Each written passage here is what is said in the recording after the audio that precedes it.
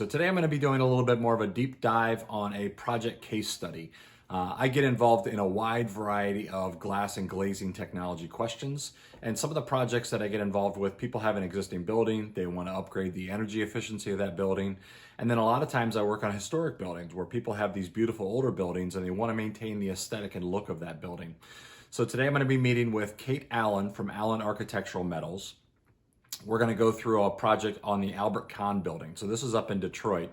And if you're not familiar, Albert Kahn is a very prolific architect in that area. I think he designed about half the buildings in Detroit.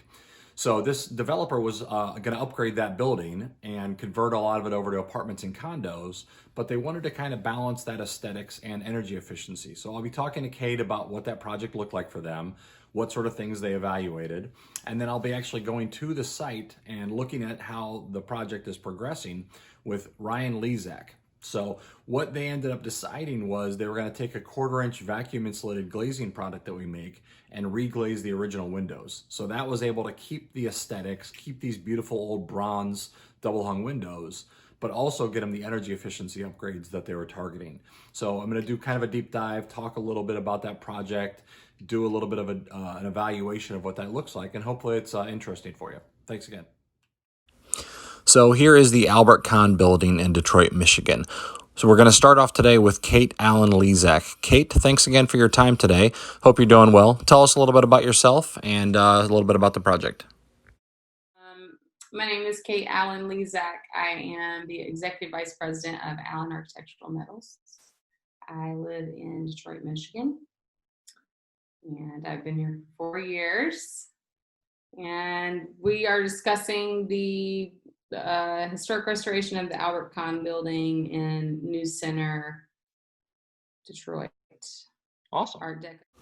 So the windows we're talking about for the project are about 4 foot by 4 foot double hung bronze sash windows. I mean, they're masterpieces in and of themselves. So Kate, I know you've been working with architectural metals and windows for a long time, and I also know this isn't your first Albert Kahn project as you worked on the Detroit Free Press building. Can you tell me a little bit more about this project? You know, what sort of things were being evaluated and what did you initially look at when you took on this project?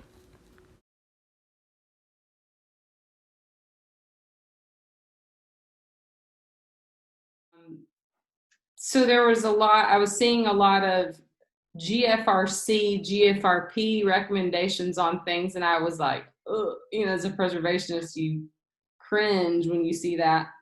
It wasn't from a budget perspective, it's just they didn't know what to do with what they had. Right. They didn't know how to restore it. They didn't know anyone that made it or cast it or, so I kind of suggested, wonder if we could restore this material for you for the same price as it would be for you to make it out of GFRP. Right. So they were like, oh, great. Okay, let's do it. So I kind of got my foot in the door that way for the Free Press building. We were able to come up with like a new system down there, which was incorporating some kind of new storefront system, some like a Conair, a standard storefront system, marrying the historic material to the new system. Okay. And that way they kind of got both, right? They got the thermal properties and they got the old look. So then we were successful in that building, and BlackBerry asked me to come take a look at the ground floor for Albert Kahn, which is kind of very similar. It's a combination of cast iron. They've got some steel large pane glass windows on the ground level. And see if I could restore it. How would I restore it? Paint specs, fasteners, stuff like that. Right. So I didn't hear anything for a while from anyone. And then I got a call from Cunningham Limp, who asked me if I would be willing to meet with them about the building. And I said, sure. And so when I came to meet with them, they said, we're really looking to give this job to one contractor. Would you be interested in taking a look at the windows? And so then when we went upstairs to take a look at the windows, and they were beautiful. Yeah. And I said, what is the scope here? And she said, intervention for these windows. And basically they're just saying that we should clean them and repair hardware. And then just, we're going to have to go back with like a piece of 1/4-inch monolithic glass and then put storm windows up because they don't have the properties. Right. And so I said, okay, well, storm windows in an apartment building seems like a really bad idea to me. Right. Living in Manhattan for 11 years, you definitely want to be able to open your window, even if it's that 3-inch gap. It makes a big difference to have some air. Right. And then from a cleaning perspective and a light perspective and just a rentability perspective, it just seemed so limiting. Right. And I told her, let me do some research and see and reach out to some of my, colleagues and former classmates and see if there's anything out there and get some pricing for you at least. Even if it's astronomical, making 1/3 of them operable is better than just sealing this whole building up with storm windows. Right. And so she said she was open to doing that. And I think people weren't trying to be creative, and solve the problem. And when you have a lot of investors and a lot of money in a project, people are looking for ways to charge more per square foot and, have a more beautiful and interesting building and highlight the fact that it's the Albert Kahn office building. So, yeah. And Kate, it's funny you say that though, is, I see there's so many people that just, like I said, the simple treatment that we always do is you just stick storm windows on, everything's great. And storms are an awesome solution in certain situations, but they're not always the right solution, Right. And so but I just see so many people that are like, well, we do it this way and we do it this way. This is the two options. And it's worked for 40 years and that's how I've sold it. And that's my model and that's all. Yeah. So there's generally not much more discussion or thought about it. Like, well, here's our two options. It's like, no, there's like 9 options in between there that we should maybe think about. And they're not always right either. Albert Kahn would be proud. I do too. I do too. He did it justice so far. We got to keep it up. Yeah, absolutely. And it looks like just the whole approach you guys have on that project too is great because like every sash has got to go back in the same spot. The glazing bars have to match back up. There's all these things that might not be an issue, but if it becomes an issue, how do you undo it? So like you had to just plan that. The reason we were so over the top with that and OCD is because on previous projects with cast iron, on facade projects in Manhattan and Brooklyn that we got involved in, you only need to do that you only need to make that mistake one time to assume that because things look alike that they have multiple locations and they can be used interchangeably. Right. On install, when you are just wanting to kill yourself because nothing goes back in the right set, you only do that one time, And so, a lot of these cast iron buildings, because of the repetition and style and ornament, floor heights would change and pieces would be field fit on each level. And so you have to label every single element on the building, including column capitals, flowers, column bases, all of these little tedious things that people that, would say, oh my God, why are you doing this? Such a waste of time. Just throw them in a bucket and move on, So we took the same approach with these windows. Like the last thing you want to be doing is trying to figure out 675 windows where the glazing stops go, and they don't.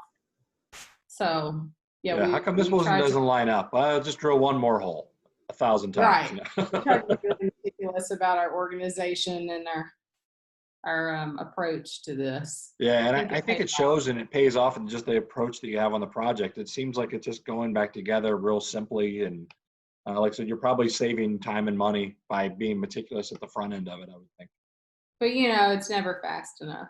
Right. They're always, can you do it faster? Can you do faster? Can you finish faster? Have a schedule more than an hour? All right. So cool. Thanks, Kate. Yeah, I appreciate it. You too. It was awesome talking to you. Thanks again. Yeah, So hopefully that discussion with Kate gives you a little bit more background information on the project, how they approached it. Now we're actually going to go out to the job site and look at actually some of the work that's being done on this project. So as you can see, the Albert Kahn building is fairly large scale. It's about a half city block, roughly 1,300 windows in this 11-story building, and all the individual panes are about 4 foot by 4.5 feet.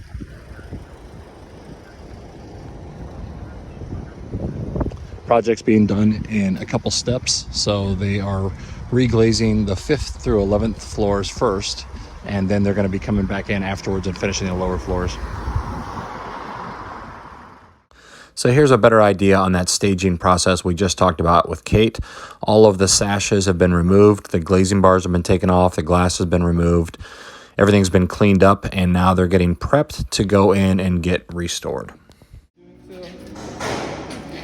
So this is one of the sashes that hasn't been reglazed yet. The number's still on there to say which sash it came out of. Correct. So this one, you'll notice this is the outside, and you'll notice we haven't done a lot to it because it's a pretty patina.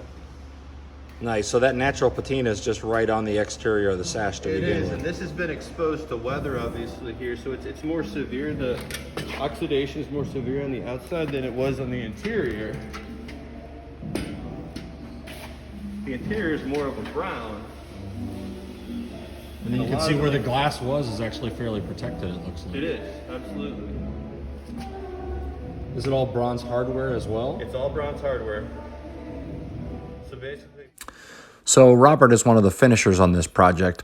What he's describing here is the approach that they take on how they reglaze these. So first they take the window sash out, they remove the glass, they remove the glazing bars, they clean everything up out of the pocket, make sure that there's no putty that's left in there, make sure that there's no broken glass, and then they'll clean everything up to a really nice finish that looks ready to go back in and get reglazed.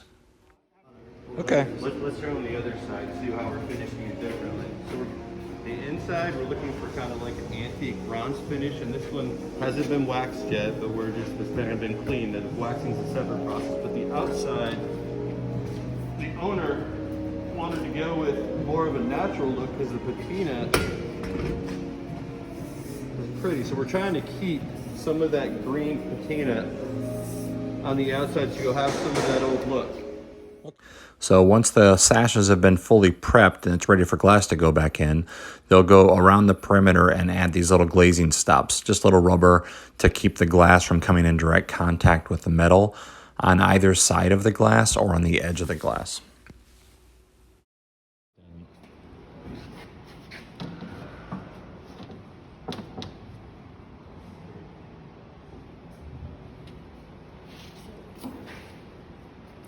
You just set the glass in place, huh? Well, usually give a little tug towards the handle area to make sure it's all set in there and what it's supposed to be. And then once the glass is in place, they'll take these little plastic tools and they'll make sure they have glazing stops on the opposite sides, make sure it's all protected on all sides around, make sure the corners are positioned properly. Sometimes they'll put a little silicone caulk or whatever the sealant is that they're putting in the corners, and then they'll reattach the glazing bars if that's the case before they start to do a final caulk and prep on these.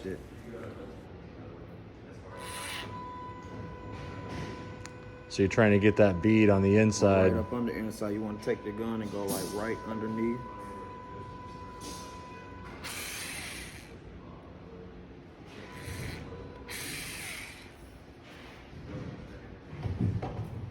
Then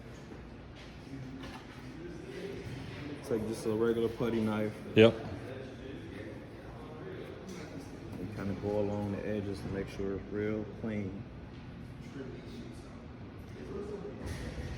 So you're just trying to get that back into that joint a little bit between the glazing bar and the glass, but try to keep it really, really clean. Right. And not mess up the glass while you're doing it. That's the purpose for the tape. Or get it all over the sash and have to clean off more off the sash, huh? Nice. So you get a straight line.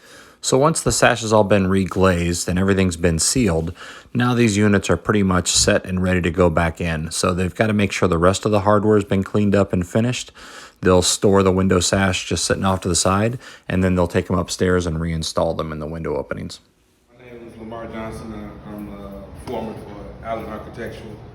I was part of the person who did we did the response or process for taking installing and the removal for the windows. And one of the first things we did was you have an outside stop and an inside stop. And the outside stop is one of the first things that you remove. Those are pretty simple. One of the problems that we have with the material was that by being so old, they were a little corroded, but for the most part, they stood up to the test of time. So some of the screws, the heads were brittle. So this outside stop right here, you got to take that off first and keep it in one piece in good condition. Right, try not to Open bend this it. one up for you, Mark, so you can show them the inside part you took off versus the other one.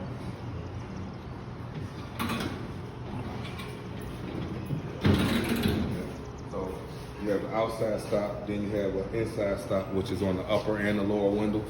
Okay. Other than that, you really have one plate that this is attached to on the inside of the frame, and it also has a stop for the lower frame. Gotcha. And these are on chain balances as well, right? Correct. I wish we So these are the chains for balances, right? counterweight. Wow, those are huge, heavy counterweights, huh? Yeah, we can pour it out a little bit. Drop it a little more at the bottom of it. There you go. So they're 38 pounds a piece. They're cast. You've got four of those per window. So 4 38-pound cast counterbalances per window. That's correct. And you guys didn't want to have to do anything to those, so when you took out the plate glass and reinstalled the vacuum glass, you actually didn't have to change the balances, right? No, because the weight was comparable. We had 1/4-inch monolithic in historically, Okay. and so the weight was almost the exact same. So we didn't have to change anything for the counterweights. Nice. Now, is there any, like, sometimes old windows rattle. Is there anything you have to do to kind of fit the tightness or the seal on these things? Well, really, there's an actual almost perfect fit on every one of these windows, man. And once you get the stops in, there's very little play. Okay, gotcha. So there is a pretty tight fit to begin with. So Kyle, we're fixing the upper one, and that's because we're gonna go behind these guys and fix the upper. Okay, the so- lower one we're gonna repurpose. They're double hungs, and then you're just going to fix the upper sash we're just in gonna make place. the bottom operable, and we're gonna put like a jam stop right here. We're gonna repurpose an old one, so it lifts up just the 4 inches and stops. So we can show you those downstairs. Gotcha. So the only operable part is really this one. Gotcha. And then what's that hardware that's on here? These are stops so that you could actually keep the window open? Yeah, or- window locks. Yeah, The window can drop them. friction locks. Yeah. Oh, nice. And then these are the old cleats for the old curtain or old blinds. Oh, Wrap the strings on. okay, nice. So the glass repairs have been done, the sash has been reinstalled in the window, and the whole sash has been restored. Now what you're left with is a window that kind of looks similar to that original historic window, but it performs like a replacement window. So I really like the way this honors the original design of the building. And occasionally you come across these treasure troves. This we found on one of the sash, or one of the sill plates in one of the windows. This is a stamp from 1923, June 19th, 1923, from the W.M.H. Jackson Company out of New York City, a Type H window. So what's cool is these are 100-year-old windows that perform essentially the same as a replacement window would, and they look true to the building. They look at this original design, which is just fantastic. So now we're looking at the finished product. What you see here is on that top floor, those are windows that have been fully restored. So original sash that's been reglazed with the 1/4-inch VIG product. And the bottom 2 stories that you can see there, those are floors 3 and 4, I think. Anyway, that's the original glass. That's monolithic plate glass that's installed in those historic sash. right offhand, you don't notice a big difference between the sash and the windows themselves. You know, they look pretty similar, maybe a little less patina on the top ones, but really they look just nice and clean and like a historic sash. You might notice a slight difference in the two glass products. The top floor is a little bit more reflective. This might not come up as immediately noticeable for some people, but I notice it right away. Anyway, a historic piece of glass is monolithic. That means there's only one piece of glass, two surfaces. You get about 8% reflection off of monolithic glass. Any sort of an insulated glazing unit, if you want better insulation value and you have two pieces of glass, you get 8% reflection off each surface. So inherently, that's going to bump your reflection up to at least 16%. So it doubles the reflectivity. But beyond that, which is just the physics of added reflection, you don't see a big difference in color, or it's not super reflective like a lot of these new buildings are 30 or 40% reflective. So it's a subtle increase in reflectivity, and the bottom panes are actually really dirty. So those probably aren't even 8% because of all the dirt and grime on them. It's probably closer to 5% or something like that. So there is a little bit of an increase in reflectivity, but still overall the window looks appropriate for a historic building. So thanks for hanging in there with me. I hope this has been enjoyable to watch. This really was a fun project to be a part of. And hopefully once the building's all done, we'll get some nice, beautiful pictures and maybe do a case study video about the finished project. If you ever have any questions or need anything, please feel free to reach out to me anytime. Always happy to help. And I think this is a great solution that we ended up finding out for this really, really beautiful old building. Have a great one.